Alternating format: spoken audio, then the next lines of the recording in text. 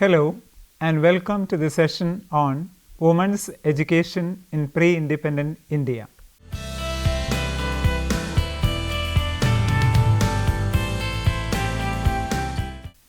It is often difficult to formulate an accurate depiction of history when addressing the role of women in India. The women of India were often illiterate and only had verbal communication skills, thus leaving little factual written data or hard evidence for future scholars to report on. Women in India have been experiencing different status since the inception of the civilization. We know that Indian society is very much conservative by nature, and in the past, some kind of blind faith and age-old superstition stood against the female education. Though women form half of the civilization, the masculine principles made the life of women miserable. They were denied equal opportunities and importance as men. But the present generation has felt the virtue of female education. They do not hesitate to send their daughters to schools. Now, in India, we find women professors, lady doctors, lady scientists, lady politicians, and lady ministers. But a large number of women are still in dark. They should be educated in the interest of our national progress. So, now, women's education in India is one of the foremost concerns of Indian government. It is because the educated women have proved their potential. No one can ignore the fact that the educated women play a very significant role in overall development and progress of the country. At present, women hold a prominent position in the society. Since the prehistoric times, women were denied opportunities and had to suffer for the hegemonic masculine ideology. This unjustifiable and unwarrantable oppression had resulted in a movement that fought to achieve the equal status of women in all over the world. Women education in India is a consequence of such progress, and this led to the tremendous improvement of women's condition throughout the world. Eradication of female illiteracy is considered as a major concern today. Women education in ancient India. The position of women in ancient India was vital. They had the right to take important decisions and were even allowed to choose their own husbands through the ancient system of Swayamvara. A woman in the ancient Indian society was respected and was given due importance in the society. The Vedas find importance of the women philosophers and intellectuals of the Vedic period. In the Vedic period, women education in ancient India was prevalent. Indian women during the ancient times were said to be superior to men. Access to education was easy for the women in ancient times. Through the massive women education in ancient India, several women seers and thinkers originated. Gargi and Maitreyi are known for their versatile knowledge and intelligence. Women enjoyed the tremendous right to education and teaching. The women intellectuals in ancient India gathered eminence by participating in debates and discussions in the assemblies of erudite persons. In Vedic period, educational system was very developed and the main subject taught was the Veda.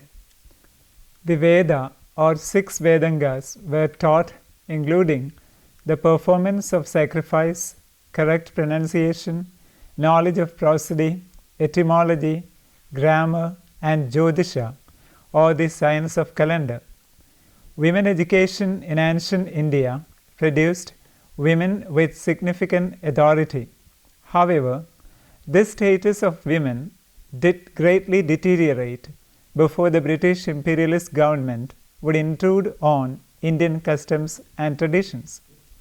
During the period between 200 BC and 1200 AD, women's education did receive an immense setback, as women were being married as young as 12 and were not privileged to Upanayana, the Vedic initiation. The combination of women getting married 5 years earlier than they had previously been getting married, and the biased dismissal and exclusion of women from religious traditions greatly hindered the education of women. At this point, only women in rich aristocratic families received a proper education that was similar to the education received by the boys. During the years of 1200 AD, 1800 AD, Muslim rule caused the literacy among women to rapidly decline. Furthermore, the prejudice against women's education became strong within society. Therefore, the education of women was initially at par with the boys, and many women were prominent learners to the point where they were able to have intellectual debates with men in a public atmosphere about the philosophical and metaphysical subjects. However, during the time of Muslim rule, the women lost many of their religious rights and started marrying younger, which devastated their educational processes and status. Women education in medieval India. Education in medieval India was influenced mostly by foreign invasions. Various traders and rulers came to India during the medieval period and brought their own culture, tradition, as well as learning process. Indian society imbibed that knowledge and introduced it among the people in the country. However, these foreign conquests resulted in the decline in women's status in the medieval period. In this period, women education suffered a lot. In the Vedic period, women were given equal rights. This happy situation deteriorated with time. The medieval societies were subjected to inequalities and they were oppressed too. Historically, the medieval period is attributed as the dark age for women in India. In the medieval India, women were introduced to Parda system. Moreover, several evils started in the society. Social evil practices such as child marriage, sati, jawar were put restriction on women education in India. By the coming of Buddhism, women were started to get more freedom. They were given the freedom of education and were offered more liberal approach. In the years that followed Muslim rule, the majority of Hindu and Muslim women that were educated learned the majority of their knowledge from home schooling. The Muslim women were expected to learn the teachings of the Quran, but at the same time were restricted from learning in school. The coming of Muslims aggravated the troubles of the women. Women were forced to practice zenana. They were prevented equal access to get education, though many missionary efforts were put forth to give girls a formal education through schools by institutions such as the church, missionary society. Many higher class prestigious families did not allow their daughters to attend, as it was against their religious instruction. Thus, the women's schools were mainly populated with lower class girls as well as Christians. This is contrary to the old system when women's education first started to decline, and it was only the wealthy and prestigious women that received an education. J. E. Drinkwater Bethune, who was a legal member of the Governor General's Council as well as the President of the Council of Education, opened a school for girls called the Hindu Baliga Vidyalaya in 1849. Out of the 93 girls who were attending this school in 1863, 3/4 of them were from the lowest class, thus showing the bias of the upper caste against female education that remained until the later years of the 19th century. Women's education was greatly hindered due to many social and religious biases. One example from 1836, which exemplifies this idea, is when William Adam wrote, "A superstitious feeling is alleged to exist in the majority of Hindu families that a girl taught to read and write will soon after marriage become a widow." This demonstrates the biases and myths against women's education when the idea of women's formal education was reprising in the Indian culture and society. This was also a time when the practice of sati still existed. Therefore, under this Hindu belief of education, for a woman to educate herself was inherent to her committing suicide, as widows would be forced to submit themselves to the flames of their husband's funeral pyre. Thus, for women who followed the Hindu religion, living meant only the fulfilling of the social roles they were expected to play. In the early 19th century, the first schools that were created for girls arose from the efforts of missionaries. However, they were soon rivaled by Indian reformers. Thus, the real advancements in women's education would not be seen until the second half of the 19th century, when the government offered financial support. Although financial efforts were put forth by the government, it was not until urban professional elites joined the reformers in supporting formal education for women. Still, the process was quite slow until finally in the 20th century, women began to design a curriculum and set up schools for girls. Therefore, it is evident that it was a combination of government support along with the cooperation of the professional elites and the reformers that led to the greater equality in Indian women's education. Women education in colonial India. The story of Rasundari Devi's life describes the effect that the British imperial government had on women's education in colonial India. Rasundari was born in 1809 AD at a time when the ideologies of Indian society were against women's education. Rasundari relates how the British imperialists had an effect on women's education in India. I was angry with myself for wanting to read books. Girls did not read. That was one of the bad aspects of the old system. The other aspects were not so bad. People used to despise women of learning. In fact, all the women used to show a great deal of displeasure if they saw a piece of paper in the hands of a woman. But somehow I could not accept this. Rasundari's testimony is evidence of the positive effect that the British imperialists had on women's education and overall equality.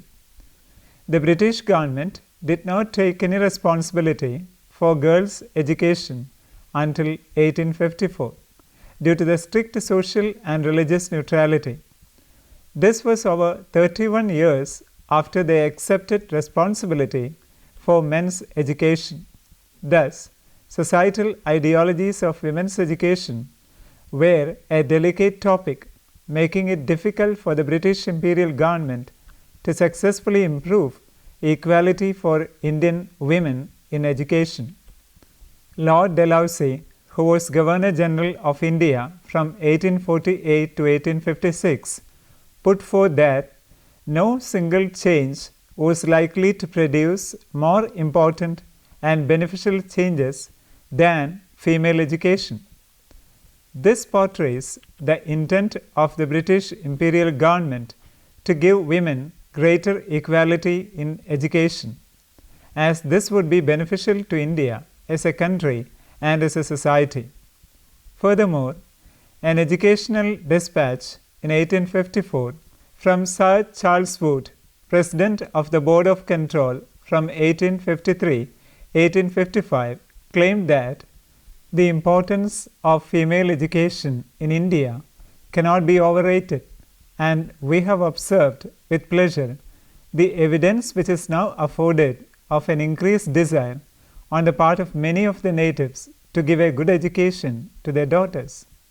Unfortunately, this statement is not entirely true, as it is evident that many women were restricted by their religious traditions from going to school. The women that did go to school were predominantly lower class women or Christians. However, this is further proof of the intent of the British government to break societal ideologies of women's education and allow for greater equality. Y.B. Mathur claimed that there was little progress made by the British imperialists until 1902. However, this is inaccurate as it does not account for the social barriers that were being broken and redefined by the British imperialists. Results were not seen immediately in the development of women's education because the social barriers that were restricting women from a proper education had to first be broken in order for Indian families to allow their daughters a proper education. In 1854, there were approximately 626 women's schools with a total of 21,755 students. Although this was not a significant amount of women considering the total population, a shift in attitudes towards female education had taken place, impartially due to Lord Dalhousie's educational dispatch released in 1854. The Indians began to support female education as many of them wanted social and political reform, as well as social and financial mobility. The Education Commission in 1882-1883 supported women's schools with public funds, the payment of liberal grants in aid, the offer of the scholarships, the raising up of a class of women for teaching girls through various plans, etc. However, due to a period of financial stringency, the government could not immediately assign adequate grants. The Education Commission, headed by William Hunter in 1884, was an improved and reformed response to the failures of the Education Dispatch of 1854. However, it is evident through testimonies such as Rasundari Devi's that although measurable results were not initially seen, social barriers were broken in women's education, which was a positive change from when older women used to show a great deal of displeasure if they saw a piece of paper in the hands of a woman. The majority of the results became apparent when the British government transferred the responsibility of Indian education to Indian control. However, it was the institution of British policies that broke the social barriers of the past and allowed for many women's schools to be erected and for women to attain their equality in education. However, the education of Indian women in colonial India was greatly influenced by British colonial rule. A focus on women's education in India shows that British intrusion through enforcement of laws was beneficial to the Indian women's education, although the efforts of the British imperialists were not realized immediately. They broke social barriers, enabling greater equality for Indian women. Let us summarize what we have discussed so far. This particular unit is a detailed study which brings out some information about educational status of women in the pre-independent India. The first part depicts the status of women in the past and present India. The second part discusses the important space occupied by women in the ancient India. It clearly states how well educated were ancient Indian women. And the third part talks about the condition of female education in the medieval India. The change in the status of women is discussed in detail. Finally, the fourth part gives stress to the colonial interference in the realm of women education. Here, the point is how the British invasion helped the women education and what are the measures taken by them to improve the education of women. Now, you can try to answer the questions given here. How was the status of Indian women in the Vedic period? Why is the medieval period called as Dark Age for Indian women? Explain the colonial interference in the realm of women education. What were the steps taken by the British government to improve the women education in colonial India? Hope that you can go through the reference books for further reading. Perspectives on Indian Women, authored by Tiwari R.P., 1999, APH Publishers. Women Education in Ancient and Medieval India, authored by Sharma U. and Sharma B.M., 1995, published by Commonwealth Publishers. Hope that you have enjoyed the session. We will meet again with another topic. Thank you.